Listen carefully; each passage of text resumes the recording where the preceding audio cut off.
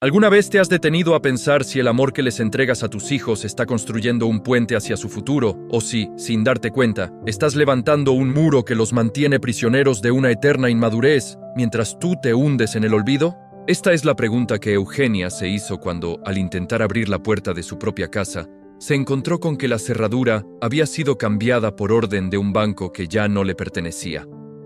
La realidad le dio un golpe seco en el rostro, uno que no venía de un extraño, sino de la acumulación de años de decisiones silenciosas tomadas en nombre del cariño. Quédate hasta el final, porque esta historia guarda una lección que cambiará tu forma de ver el mundo para siempre. La rutina de las mañanas siempre había sido el refugio de Eugenia. A sus 64 años, la casa de 3 pisos en un barrio residencial de clase media se sentía como un ecosistema que ella debía mantener a flote a toda costa.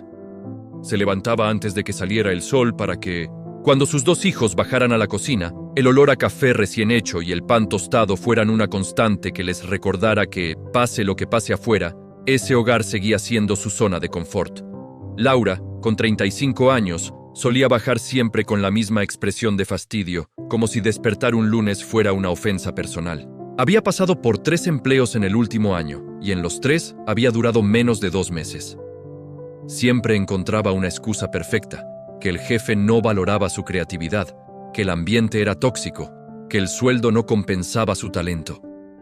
Eugenia la escuchaba en silencio mientras le servía el desayuno, asintiendo con la cabeza, esforzándose por no mencionar que ella había trabajado durante 30 años en el mismo departamento de contabilidad, enfrentando jefes de todos los temperamentos y soportando crisis económicas con la frente en alto. Esteban, por su parte, prefería dormir hasta tarde.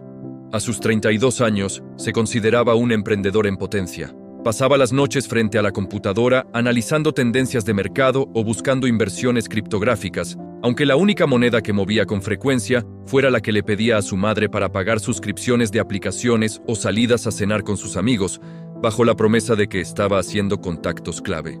Eugenia le entregaba el dinero sin chistar, convencida de que, en algún momento, uno de esos contactos le daría la oportunidad de despegar. Se decía a sí misma que era una inversión, que el talento de su hijo solo necesitaba un pequeño empujón financiero para florecer.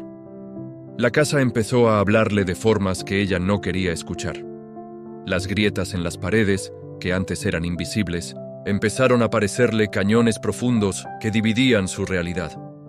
Las facturas de los servicios públicos llegaban con cifras que la obligaban a recortar sus propios gastos. Dejó de comprarse ropa, dejó de ir al salón de belleza y, lo que era más grave, empezó a posponer las citas médicas para tratar el dolor constante en sus articulaciones. Cada vez que sentía que el peso era demasiado, se recordaba que sus hijos estaban pasando por una etapa de transición, una racha de mala suerte que pronto pasaría. Un martes por la tarde, mientras limpiaba la habitación de Laura, encontró un estado de cuenta bancario tirado en la basura. Lo tomó con manos temblorosas y leyó los movimientos. Eran cientos de miles de pesos gastados en suscripciones de moda, salidas a restaurantes de lujo y compras impulsivas.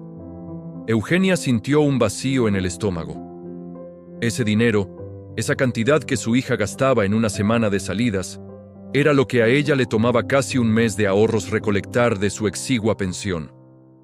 Bajó las escaleras con el papel en la mano, dispuesta a hablar. Pero al ver a su hija riendo frente al televisor, se detuvo en seco. No quiso arruinar el momento. Prefirió guardarse el dolor, convencida de que una confrontación solo generaría distancia, y ella no soportaba la idea de que sus hijos estuvieran molestos con ella. El valle de la muerte comenzó a cerrarse sobre ella de manera silenciosa. La hipoteca, que debería haber terminado de pagar hacía un año, seguía vigente porque ella había solicitado refinanciamientos para cubrir las deudas de tarjetas de crédito que sus hijos le imploraban pagar para no arruinar su historial crediticio. La idea de que ellos tuvieran un futuro financiero limpio se convirtió en su obsesión, incluso si eso significaba que su propio futuro se estuviera quemando en la hoguera de la generosidad desmedida. Una tarde, mientras intentaba pagar la factura de la luz, el sistema rechazó su tarjeta bancaria. Intentó 1, 2 y 3 veces, hasta que el mensaje de fondo insuficiente apareció en la pantalla del cajero electrónico. El aire se volvió pesado. Sintió una vergüenza profunda, una soledad que no venía de estar sola físicamente, sino de estar acompañada por dos adultos que se comportaban como niños caprichosos mientras ella se desmoronaba por dentro. Ese día, no regresó a casa de inmediato. Se sentó en una banca del parque frente al banco, mirando a la gente pasar, tratando de entender en qué momento su vida se había vuelto un acto de malabarismo, donde ella era la única que no podía permitirse caer. Recordó las palabras de su propia madre, quien solía decirle que el dinero no se le entrega a quien no sabe cómo ganarlo, porque al final lo único que se logra es quitarle el derecho a aprender. En aquel momento, Eugenia pensó que su madre era anticuada y que ella, con su educación moderna y su amor infinito, sería capaz de romper esa regla. Se dio cuenta de que no solo había fallado en proteger su patrimonio, sino que también les había quitado a sus hijos el derecho fundamental a equivocarse y levantarse por sus propios medios. Cada vez que ellos caían, ella aparecía como una red de seguridad, y esa red se había convertido en una cárcel para todos. Esa misma noche, al llegar a casa, encontró a Esteban celebrando porque le habían aprobado un crédito en una tienda de electrodomésticos. Estaba emocionado porque por fin tendría el sistema de sonido que quería para su oficina, aunque su oficina fuera el escritorio que su madre le había dejado en el segundo piso. Eugenia lo escuchó hablar de cuotas, de intereses y de planes a futuro sin prestar atención a que su madre no había tenido dinero ni para la cena. Se fue a su habitación, cerró la puerta y se acostó en la oscuridad, escuchando el sonido de la televisión de la sala que se mezclaba con la risa de Laura hablando por teléfono. La casa ya no se sentía como un hogar, sino como un escenario donde ella interpretaba el papel de la proveedora incansable. Se preguntó si sus hijos alguna vez la habrían visto realmente como una persona, con sueños, con cansancio, con miedos. ¿Se habrían preguntado alguna vez cómo pagaba ella las cuentas? ¿Se habrían cuestionado si ella quería seguir viviendo de esa manera? La respuesta, dolorosa y silenciosa, colgaba en el aire. No se lo habían preguntado porque ella nunca les había dado la oportunidad de hacerlo. Había construido un entorno donde sus necesidades siempre estaban resueltas, incluso cuando ella no tenía cómo resolver las suyas. Pasaron los días y la presión del banco se hizo insoportable. Las notificaciones empezaron a llegar por correo certificado. Eugenia las escondía bajo el tapete de la entrada antes de que alguien más las viera. Cada vez que el cartero pasaba, ella corría hacia la puerta como si estuviera protegiendo un secreto criminal. Era un desgaste emocional agotador. Se despertaba a mitad de la noche con el corazón latiendo desbocado, pensando en qué pasaría si se quedaban en la calle, a dónde irían, cómo les explicaría que la casa ya no era suya. La idea de enfrentar esa conversación le aterraba más que la pérdida misma del inmueble. Una mañana, Laura le pidió dinero para un curso de fotografía que decía necesitar para renovar su carrera. Eugenia miró a su hija. Tenía el mismo brillo en los ojos que cuando era pequeña y pedía un juguete.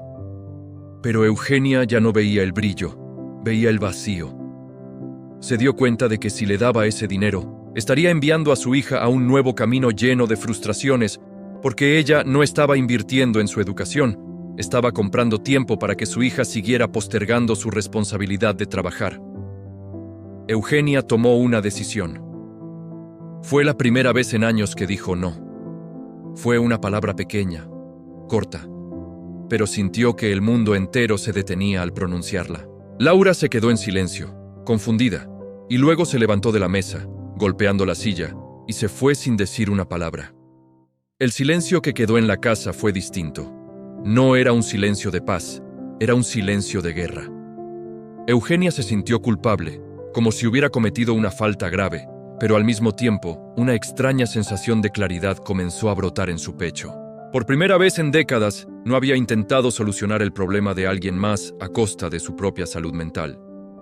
Se quedó sentada frente a la taza de café, mirando el vapor subir, y entendió que la verdadera madurez no consistía en evitar el dolor, sino en aprender a caminar a través de él. Esa noche, no hubo risas en la casa.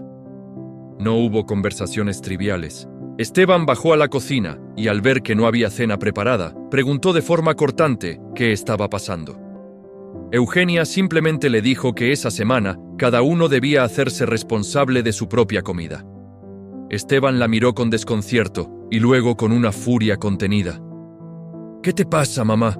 ¿Desde cuándo te has vuelto tan egoísta?», dijo él antes de subir a su cuarto.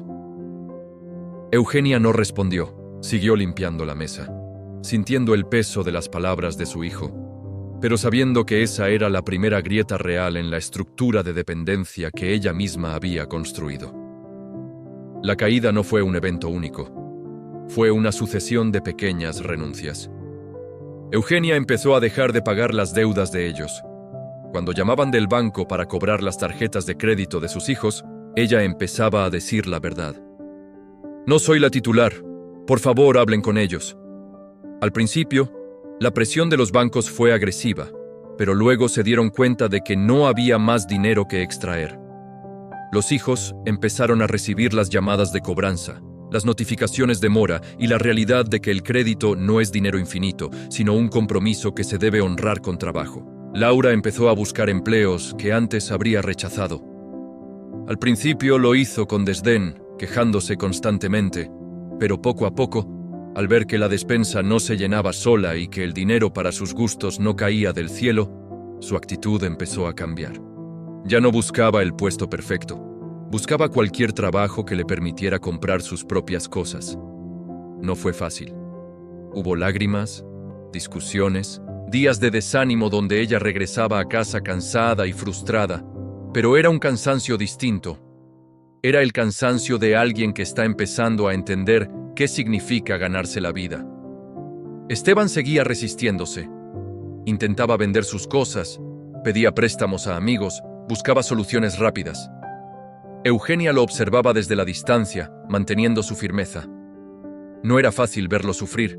No era fácil ver cómo su hijo se enfrentaba al mundo real con las herramientas limitadas que ella le había dado, pero entendía que ese proceso era necesario. Era el proceso de crecimiento que ella le había negado durante años. Tenía que verlo caer, tenía que verlo intentar levantarse y tenía que aceptar que ella no podía ser su bastón para siempre. Una tarde, mientras Eugenia organizaba los papeles de su propia jubilación, se encontró con una libreta de notas de cuando sus hijos eran pequeños. Ahí escribió sus sueños para ellos. Que fueran independientes, que fueran valientes, que fueran capaces de tomar sus propias decisiones. Se dio cuenta de que, en su afán de protegerlos, había convertido esos sueños en una pesadilla de inmadurez. El dinero que les había dado no los había ayudado a construir. Les había enseñado que el esfuerzo era opcional y que siempre habría alguien ahí para recoger los pedazos. Era un error que ahora estaba pagando ella, pero que, sobre todo, estaban pagando ellos al no haber desarrollado la capacidad de valerse por sí mismos. La casa seguía siendo una fuente de ansiedad. El banco seguía presionando por el remate. Eugenia no tenía una solución mágica. No iba a recuperar su dinero de la noche a la mañana. Pero por primera vez en mucho tiempo, tenía el control de su propia vida. Ya no gastaba energía en sostener a dos adultos que no querían crecer. Ahora, esa energía la dedicaba a reorganizar sus finanzas, a buscar formas de generar ingresos adicionales y a planificar su propio futuro, por incierto que fuera. Se sentía más joven, a pesar de las arrugas, porque sentía que estaba empezando a vivir su propia vida, y no la vida de sus hijos. Una noche, Laura bajó a la cocina. Se sentó a la mesa, esta vez sin pedir nada. Miró a su madre, y por primera vez en años le preguntó cómo estaba ella, cómo se sentía con todo lo que estaba pasando. No fue una conversación profunda, no hubo promesas de cambio inmediato, pero fue un inicio. Eugenia le agradeció por haber preguntado y por un momento, la tensión en la casa disminuyó. Fue un recordatorio de que, a pesar de todo el daño que la dependencia había causado, el amor seguía ahí, pero ahora un amor distinto, un amor basado en el respeto y en la responsabilidad. La lección que estaba aprendiendo era dura, pero necesaria. El dinero no era solo una herramienta para comprar cosas, era una forma de medir el valor del propio esfuerzo. Al haberles quitado esa experiencia, Eugenia les había quitado la capacidad de entender el mundo. Y ahora, estaban todos aprendiendo, a los golpes, lo que significaba ser realmente adultos en un mundo que no perdona la falta de preparación. La casa, que una vez fue el símbolo de su éxito como madre, se había convertido en el campo de batalla, donde se libraba la lucha por la madurez de sus hijos y por su propia dignidad como mujer que aún tenía un futuro por delante. El silencio que siguió a la primera negativa de Eugenia no fue una tregua, sino el preludio de una tormenta que amenazaba con derribar los últimos pilares de su resistencia. Durante semanas, la casa se transformó en un campo de batalla de miradas gélidas y portazos que retumbaban en los pasillos como disparos. Laura y Esteban, acostumbrados a que el flujo de dinero fuera tan natural como el oxígeno, empezaron a mostrar una faceta que ella desconocía. Una mezcla de resentimiento y desesperación que rayaba en la crueldad. «No entiendes nada, mamá. Estás vieja y te has vuelto paranoica con el dinero», le gritó Esteban una noche después de que ella se negara a pagar la suscripción de su canal de inversiones. Esas palabras se clavaron en su pecho como astillas, pero en lugar de llorar, sintió una frialdad nueva, una coraza que empezaba a formarse para proteger lo poco que le quedaba de dignidad. La caída económica se manifestó entonces con toda su crudeza visceral. Al dejar de cubrir los agujeros financieros de sus hijos, las grietas en su propia economía quedaron expuestas al sol. Eugenia tuvo que vender su pequeño automóvil, aquel que cuidaba con tanto esmero para ir al mercado los domingos, para pagar una cuota vencida de la hipoteca que amenazaba con desalojarlos en menos de un mes. Ver cómo se llevaban el vehículo fue como ver una parte de su libertad alejarse por la calle.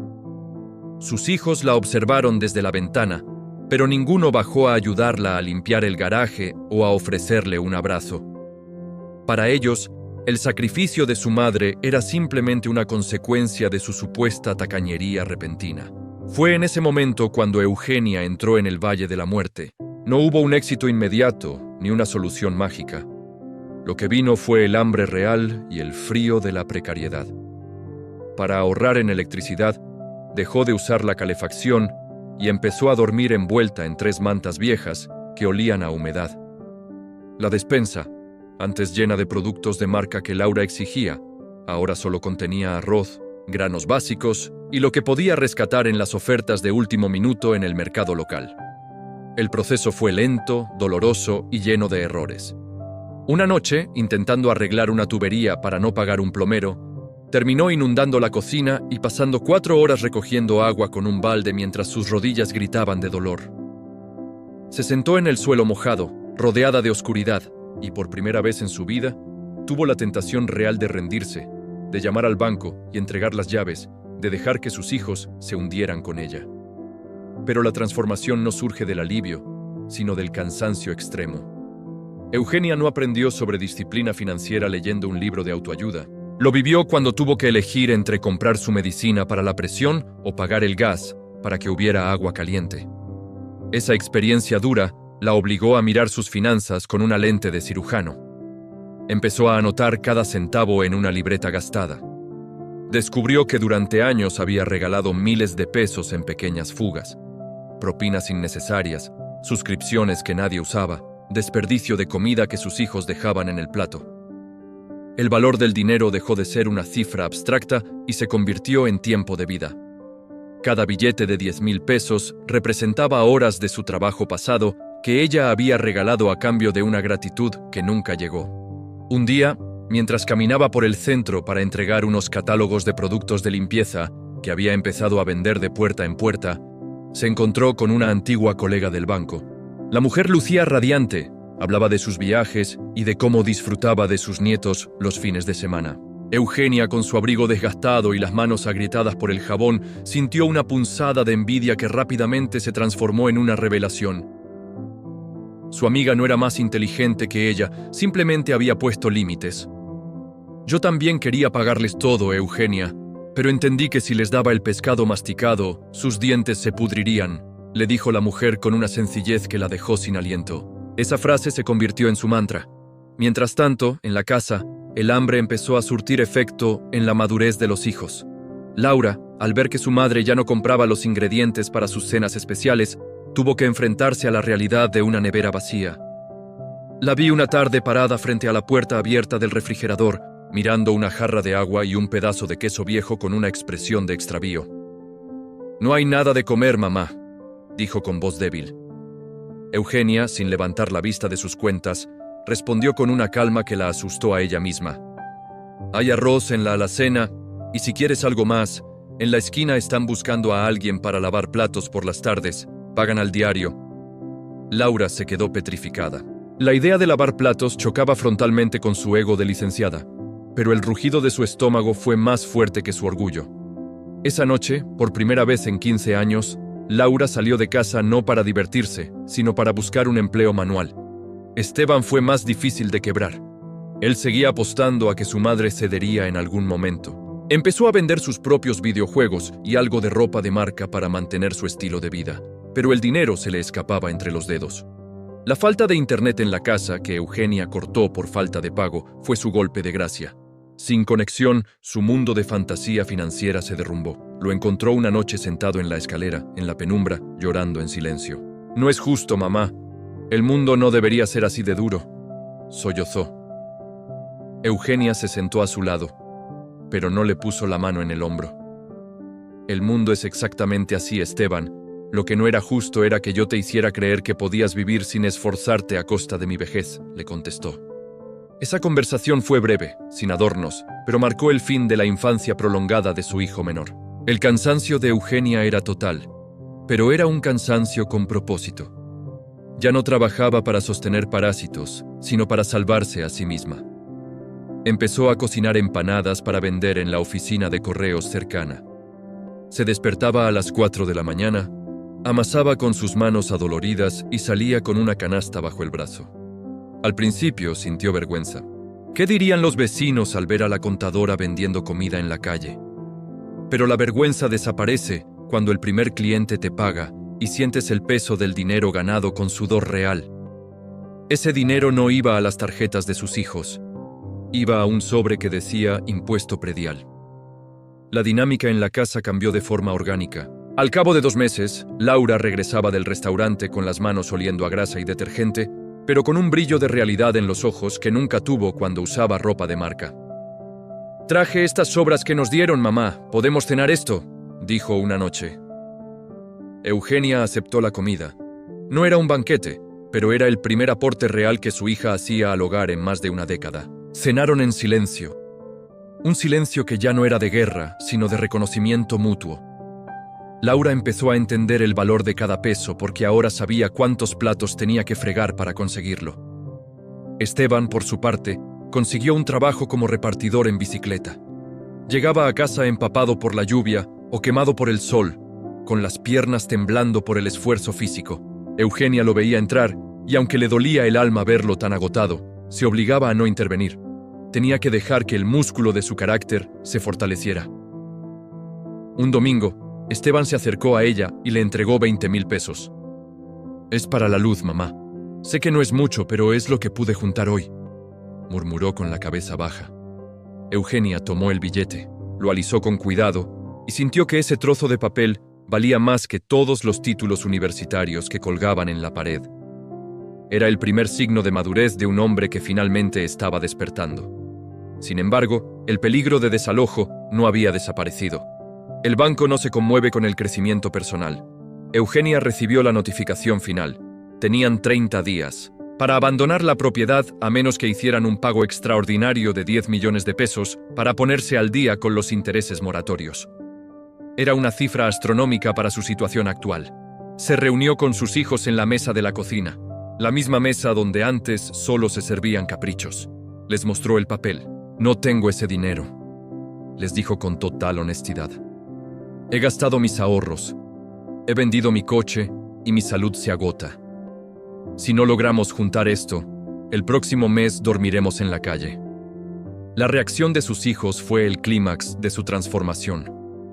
Ya no hubo gritos ni reclamos. Hubo un silencio denso y luego Laura habló. «Tengo ahorrados 300,000 pesos de las propinas. Son tuyos, mamá». Esteban añadió.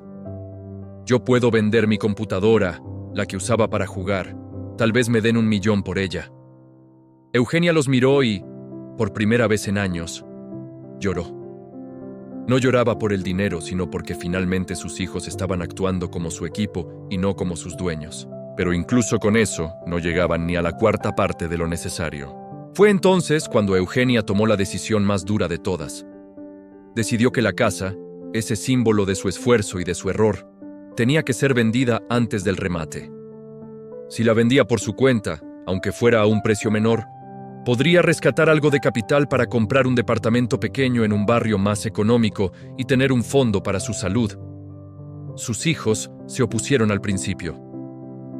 «Es nuestro hogar, mamá. Aquí crecimos», decía Laura.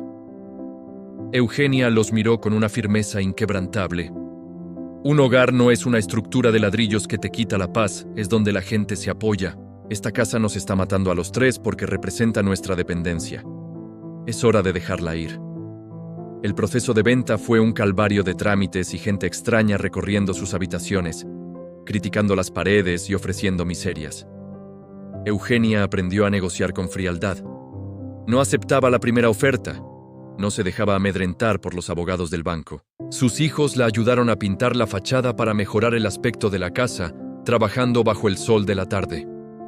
En esos días de pintura y esfuerzo compartido, recuperaron más conversaciones y risas que en todos los años de comodidad gratuita. El trabajo compartido fue el pegamento que sanó las heridas del resentimiento.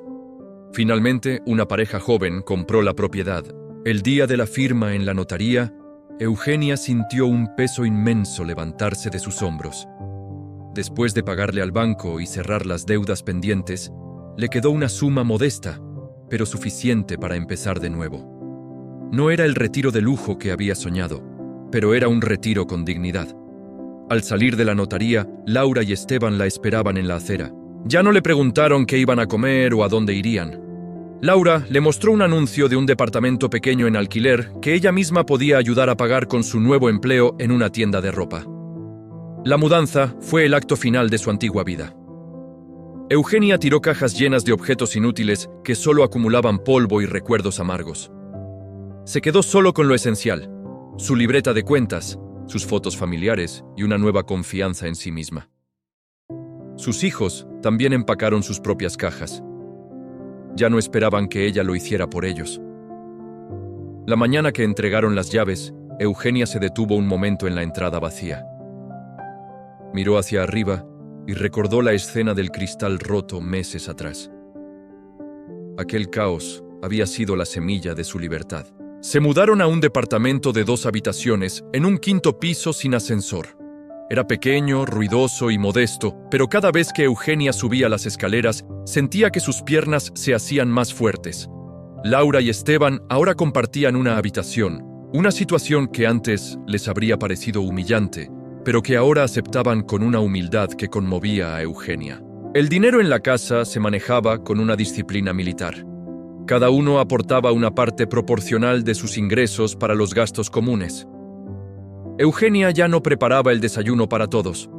Cada uno se hacía responsable de su tiempo y de su comida, aunque a veces compartían la mesa por el puro gusto de la compañía.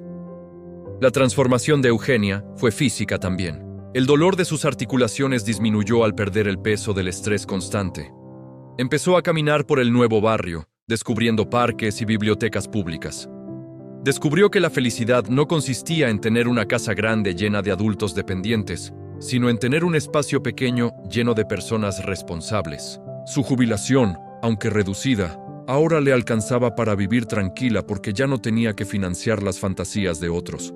Sin embargo, el aprendizaje más profundo fue entender que la madurez de sus hijos era un regalo que ella les había negado. Laura ascendió a supervisora en la tienda de ropa gracias a su puntualidad y su capacidad de resolución, habilidades que desarrolló cuando no tuvo más remedio que sobrevivir. Esteban consiguió un empleo estable en una empresa de logística, usando su conocimiento de computación para algo productivo y real. Un viernes por la noche, Esteban llegó con una pequeña bolsa de dulces. «Es para compartir, mamá. Hoy me pagaron un bono por eficiencia», dijo con orgullo. Eugenia sonrió y supo que, finalmente, el ciclo de la destrucción financiera se había roto. El nuevo departamento olía a pintura barata y a una libertad que Eugenia no había experimentado en décadas. Ya no había 3 pisos que limpiar ni un jardín que exigiera un mantenimiento que su espalda no podía costear. En este espacio reducido, las voces se escuchaban más claras y las intenciones no tenían dónde esconderse. La transformación no fue un evento mágico que terminó con la mudanza. Fue un proceso diario de picar piedra. Laura y Esteban, ahora enfrentados a la realidad de pagar una renta compartida, empezaron a notar detalles que antes les eran invisibles. «Mamá, ¿cuánto cuesta realmente el detergente que rinde todo el mes?», preguntó Laura una tarde de sábado mientras sostenía un envase en el supermercado, comparando precios con una intensidad que Eugenia nunca le había visto. Ese fue el momento en que supo que su hija estaba dejando de ser una turista en su propia vida para convertirse en la dueña de su destino. La disciplina del dinero se instaló en el hogar de forma orgánica porque ya no había una red de seguridad que amortiguara las caídas. Eugenia estableció una regla inamovible: la libreta de gastos comunes sobre la mesa del comedor. Cada domingo por la noche, los tres se sentaban a revisar las facturas de la luz, el agua y el mercado. Al principio, Esteban resoplaba, acostumbrado a que esas cifras fueran problemas de alguien más. Pero cuando vio que si gastaban de más en electricidad, el presupuesto para la carne de la semana se reducía, su cerebro de emprendedor finalmente hizo clic con la realidad.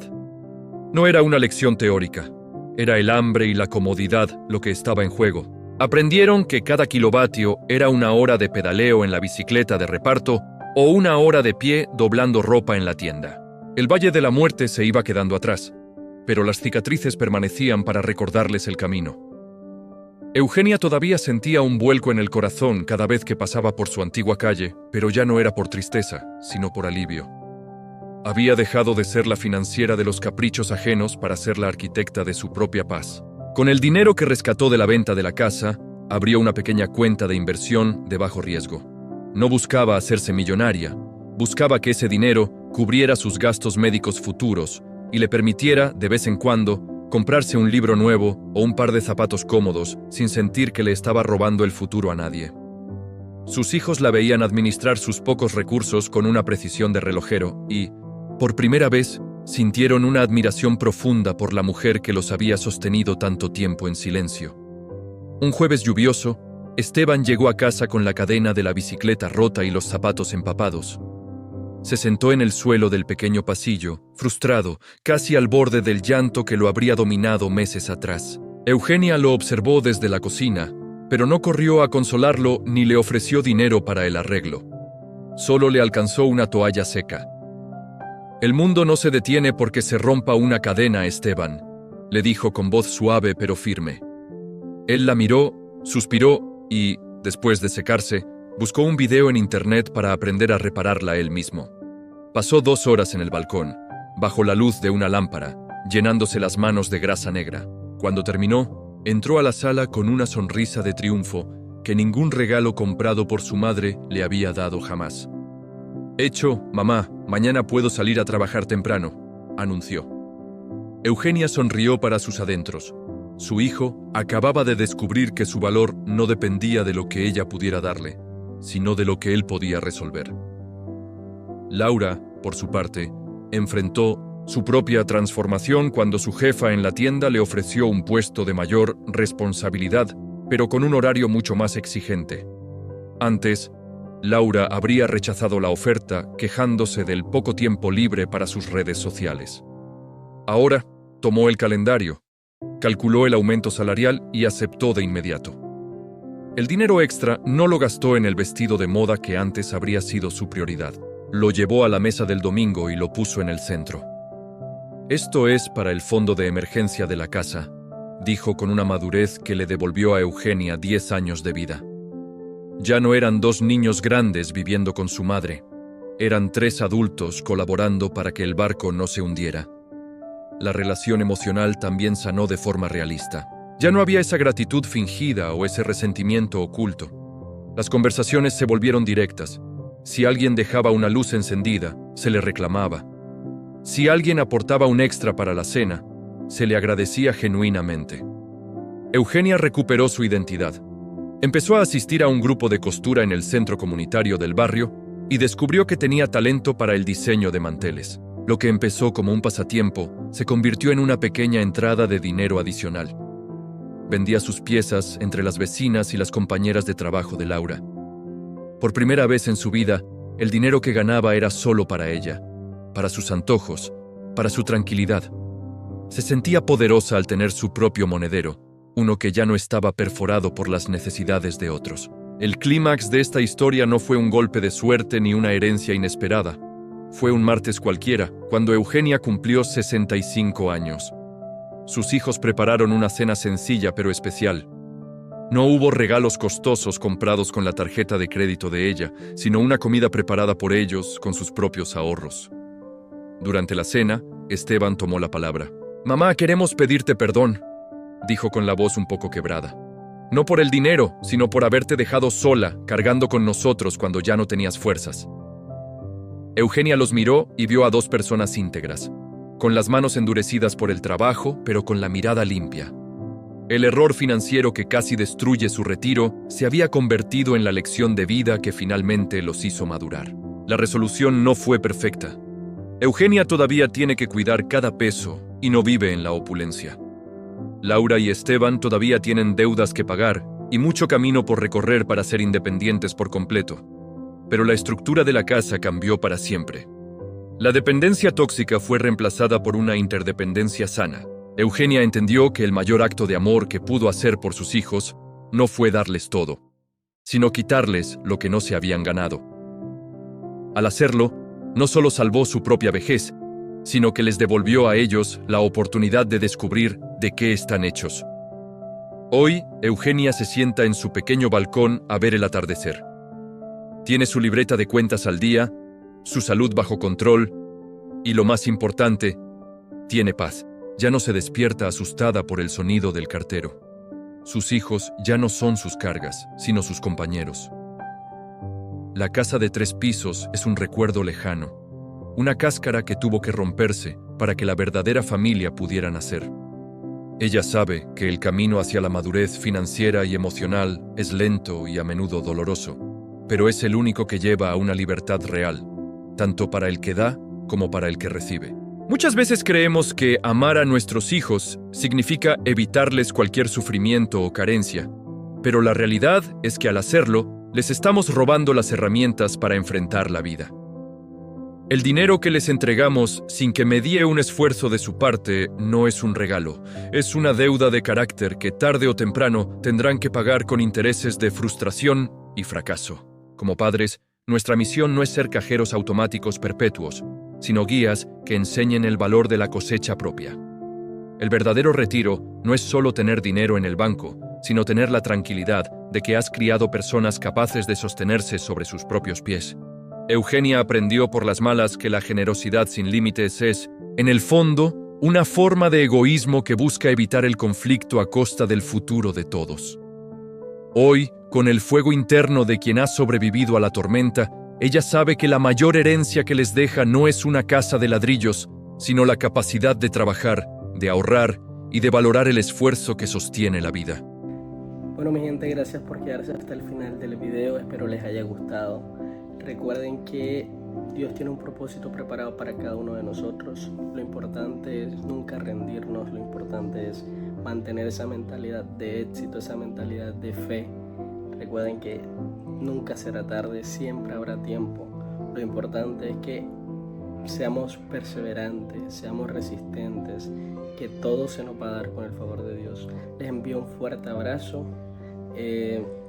Sigan viendo mis videos, espero les gusten. Recuerden que aquí siempre van a tener un amigo. Comenten lo que les quedó de enseñanza en el video. Y nada, mi gente. Chao, chao. Se me cuidan mucho.